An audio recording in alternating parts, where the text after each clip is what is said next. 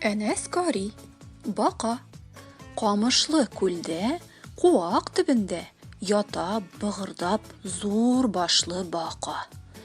Батып һәм калкып, су дулкынлатып, тынмый кычкыра: бака-ка-ка-ка. Аяз көннәрдә, кояш көлгәндә, куак төбеннән өскә чыга ул. Авызын ачып, түмгәккә басып, камыш аралай, шөрки куа ул.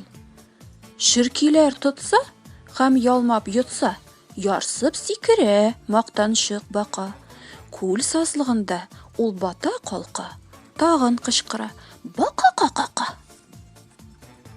Тиен. Урманда бер зур койрыклы җитез тиен агач башларында яши, кышын җәен. Агачлардан агачларга сикереп үтә, чикләвекләр ашап шунда гомер итә. Безнең сыер. Безнең сыер өебезне яхшы белә. Көтүдән ул мөгри-мөгри кайтып керә. Әйтерсеңлә, мине каршы алыгыз ди. Мул итеп сөт алып кайттым, савыгыз ди.